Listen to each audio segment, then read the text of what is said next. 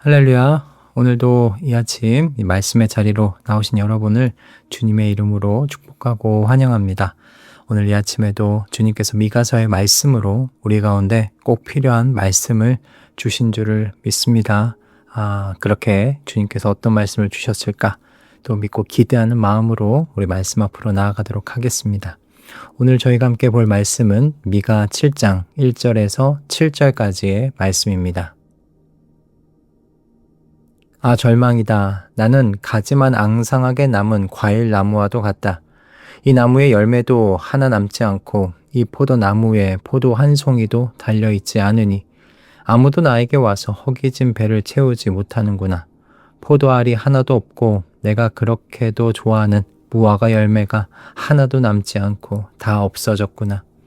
이 땅에 신실한 사람은 하나도 남지 않았다. 정직한 사람이라고는 볼래야 볼 수도 없다. 남아있는 사람이라고는 다만 사람을 죽이려고 숨어서 기다리는 자들과 이웃을 올가미에 걸어서 잡으려고 하는 자들 뿐이다. 악한 일을 하는 데는 이력이 난 사람들이다. 모두가 탐욕스러운 관리, 돈에 매수된 재판관, 사리사욕을 채우는 권력자뿐이다. 모두들 서로 공모한다. 그들 가운데서 제일 좋다고 하는 자도 쓸모없는 잡초와 같고 가장 정직하다고 하는 자도 가시나무 울타리보다 더 고약하다. 너희의 파수꾼의 날이 다가왔다. 하나님께서 너희를 심판하실 날이 다가왔다. 이제 그들이 혼란에 빠질 때가 되었다. 너희는 이웃을 믿지 말아라. 친구도 신뢰하지 말아라. 품에 안겨서 잠드는 아내에게도 말을 다 털어놓지 말아라. 이 시대에는 아들이 아버지를 경멸하고 딸이 어머니에게 대들고 며느리가 시어머니와 다툰다. 사람의 원수가 곧 자기 집안 사람일 것이다. 그러나 나는 희망을 가지고 주님을 바라본다. 나를 구원하실 하나님을 기다린다. 내 하나님께서 내 간구를 들으신다. 아멘. 직장에서든 거래하는 자리에서든 아니면 어떤 모임에서든 종종 저희의 귀 가까이에 다가오는 말들이 있습니다. 이번 한번 눈 감아 주십시오. 다들 그렇게 하고 삽니다. 서류 하나만 넘기면 되고 그 자리에 같이 앉아 있기만 하면 되는 일들이 있는 거죠. 그러면 다들 좋아합니다. 그리고 상황도 좋아집니다. 그런데 그게 쉽지 않은 사람들이 있다면 여러분 그 사람들의 나중 상황은 어떻게 될까요? 그 무리에서 그 일터에서 어떤 대우를 받게 될까요? 충분히 상상이 가지 않는가 싶습니다. 제가 아는 분의 이야기입니다. 꽤 오래전의 이야기예요. 20대 중반에 들어갔던 회사에서 있었던 일인데 회계 관련된 업무를 잠시 보았다고 합니다. 그런데 당시 그 회사의 사장님이 회계장부를 살짝 고치라고 지시를 했던 모양이에요. 그런데 이분이요, 그리스도인이었어요. 그래서 그리스도인의 양심상 그런 부정 저지를 수 없다고 장부 고치지 않고 버텼다고 합니다. 그런데 정말 말도 안 되는 일인데 2개월인가 월급이 밀렸다고 하는 거예요. 그분은 그 회사에서 이제 사표를 내고 나왔습니다. 그리고 다행히도 밀렸던 월급 다 받을 수 있었다고 해요. 지금 생각해보면 정말 말도 안 되는 일인데 이런 말도 안 되는 일들이 사실 오늘날에도 우리 그리스도인들의 일터와 삶의 자리에서 지금도 일어나고 있는 진행형의 일이 아닌가 생각이 듭니다. 이유는 그런 자리에 대부분의 사람들이 계산이 빠르게 돌아가기 때문입니다. 이렇게 살면 나만 손해보겠구나. 대다수가 그렇게 살아가고 있는데 내가 뭐라고 그 대세를 거스르겠는가. 같이 흘러가보지 뭐. 쉽게 살아보지 뭐. 이렇게 생각하는 편이 다수이고 그 다수 속에서 뾰족하게 솟아있는 소수는 여러 모양으로 불이익을 받기 때문이 아닌가 그런 생각이 드는 겁니다. 오늘 본문의 선지자가 여러분 그렇습니다. 하나님의 말씀이 어그러진 땅 한복판에서 괴로움의 이야기를 전하고 있습니다. 그러나 이 땅에서 선지자는 이렇게 한마디를 남겨요. 그래도 나는 여호와를 바라봅니다. 오늘 이 아침 미가 선지자의 이 시선을 따라가 보고자 합니다. 함께 선지자의 이 시선을 따라가서 그와 같이 값을 치르는 자리에서도 여호와를 바라보는 삶의 자리를 진심을 다해 선택하는 우리 말씀동행 가족분들 모두가 되시기를 주님의 이름으로 축복합니다. 자, 그럼 먼저 선지자가 서 있던 자리가 어떤 자리였는지부터 보도록 하겠습니다. 1절의 말씀에 나오지요. 1절에 나오는 과수원은 이제 추수가 다 끝난 그런 과수원입니다. 그런데 포도원을 보시면 포도송이가 하나도 남아있지 않다고 되어 있습니다. 가지만 앙상하게 남은 과일나무와도 같다. 이 나무에 열매도 하나 남지 않았고 이 포도나무에 포도 한 송이도 달려있지 않으니 라고 합니다. 이어지는 말을 보면 선지자가 좋아하는 무화과 나무에도 열매는 하나도 남아있지 않다고 되어 있습니다.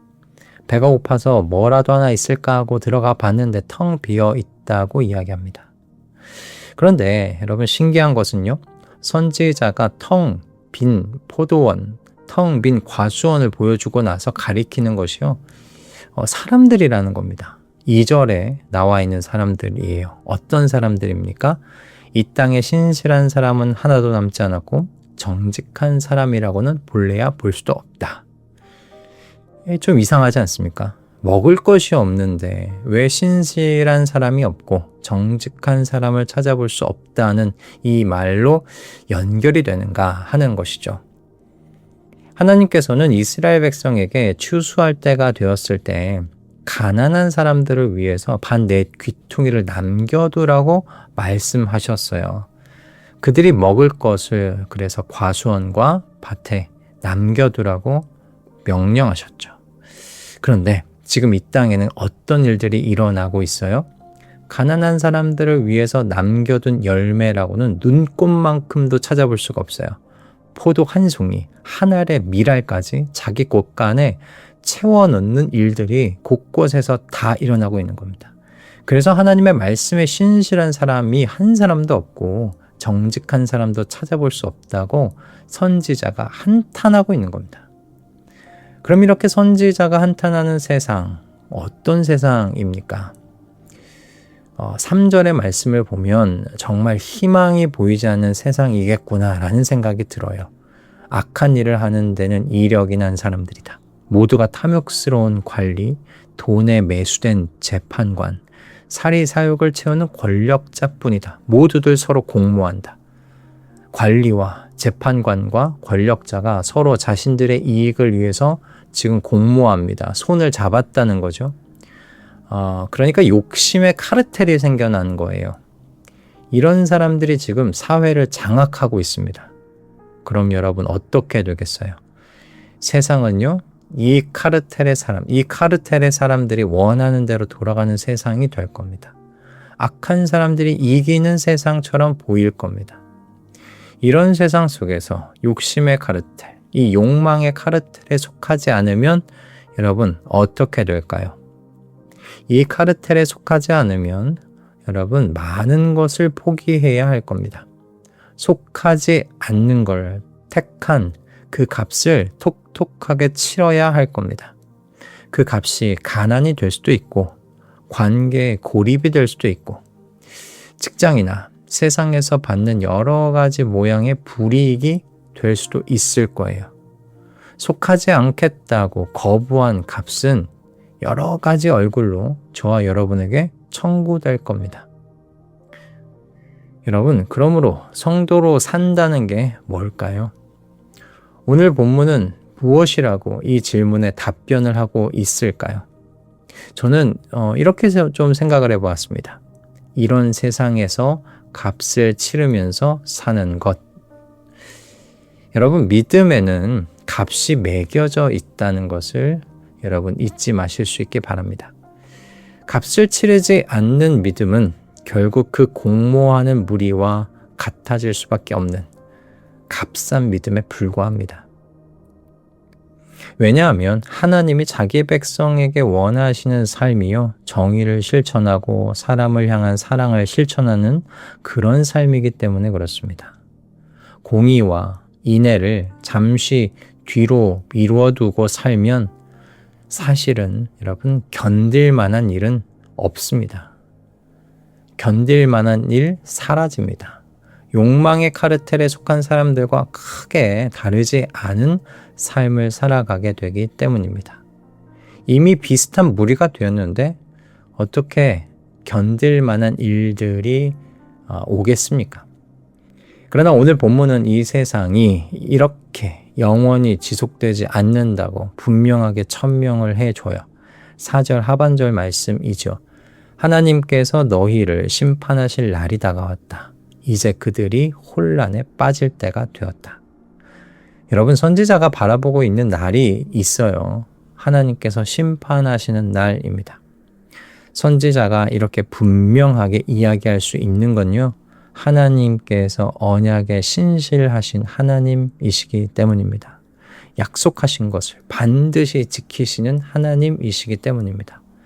하나님의 입에서 나온 말은 한 글자도 여러분 그냥 땅에 떨어지지 않습니다. 선지자는 이런 하나님을 알았고 그리고 믿고 있기 때문에 이렇게 이야기할 수 있었던 거예요. 그래서 선지자는 이런 세상 속에서 7절과 같은 선포를 합니다. 그러나 나는 희망을 가지고 주님을 바라본다. 나를 구원하실 하나님을 기다린다. 내 하나님께서 내 간구를 들으신다. 아멘. 선지자는 악한 사람들이 다 이긴 것처럼 보이는 그 땅에서 자신의 동료가 보이지 않는 그 땅에서 여호와를 바라봅니다. 여호와를 기다리고 그분이 내 간구를 들으신다고 믿고 있습니다. 그래도 나는 여호와를 바라봅니다. 선지자는 사람에게서는 희망을 찾을 수 없는 그 땅에서 하나님에게서 희망을 찾고 오늘을 견디어내고 있어요. 욕망의 카르텔이 지배하는 그 땅에서 끝까지 정의를 행하며 인자를 사랑하며 겸손히 나의 하나님과 동행하며 사는 그 삶을 포기하지 않고 있습니다. 그래서 아이러니하게도 그는 희망을 잃지 않고 주님을 바라보게 되는 거예요. 주님은 이런 세상을 반드시 심판하실 것이고 주님께서 하신 말씀대로 순종하며 산 사람들을 구원하실 것을 믿기 때문입니다. 오늘 본문은 우리에게 이런 선지자를 통해서 성도들에게 도전을 주고 있어요. 죄로 인해 척박해진 세상 속에서 정의와 인애를 미루지 않고 여호와의 신실하신 심판을 믿으면서 그분을 바라보고 오늘 이 현재를 견디라고 말입니다. 그렇게 우리에게 도전을 주고 있습니다. 하나님의 백성으로 살기를 끝까지 포기하지 말라고 말하고 있습니다. 여러분, 욕심의 카르텔이 지배하는 각자의 일터와 삶의 자리에서 우리도 선지자처럼 정의와 인애를 행하며 사는 그 삶을 포기하지 맙시다. 하나님은 언약을 신실히 지키시는 하나님 되십니다. 형벌의 날은 반드시 오고요. 하나님은 나의 간구를 반드시 들으십니다. 그러니 각자의 자리에서 회복된 하나님의 형상으로 세상이 그리스도의 향기를 맡게 하는 그 일들을 포기하지 마십시다. 오늘 우리가 해야 할 일은 거창한 것이 아닙니다. 이미 알고 있는 공의와 인애의 실천을 내일로 미루지 않는 거예요. 그리고 만약 값이 따라오더라도 세상의 셈법, 사람들의 셈법으로 보지 말고 나의 구원자이며 신실하신 하나님을 바라보는 것입니다. 그렇게 오늘 각자의 하루를 견뎌보십시다. 오늘 이 아침에 값을 치르는 자리가 따르더라도 나는 이 자리에서 나의 도움이시며 구원자이신 여호와 하나님을 바라보겠다고 그렇게 기도하며 하루를 여시는 우리 말씀 동행 모든 가족분들 다 되시기를 주님의 이름으로 축복합니다. 할렐루야. 기도하겠습니다. 주님, 이 아침 선지자의 마음을 우리에게 주셔서 감사합니다. 선지자가 한탄했던 그 삶의 자리가 저희의 자리와 멀지 않았습니다. 선지자가 정의를 행하며 인자를 사랑하며 겸손히 하나님과 동행하는 삶을 살았기에 그 값을 치르는 삶이 따라왔음을 보았습니다. 주님, 믿음의 삶은 반드시 값을 치른다는 사실을 잊지 않겠습니다. 부디 저희의 간구를 들으시고 저희를 성령으로 충만하게 해주셔서 세상의 셈법을 따르지 않고 하나님 나라의 셈법을 따라 살아가게 해 주시옵소서. 용기를 주시옵소서. 오늘을 넉넉히 견디며 그리스도의 향기를 세상에 소개하면서 살아가게 하여 주시옵소서. 우리의 도움이시오 소망이 되시는 예수 그리스도의 이름으로 기도드립니다. 아멘.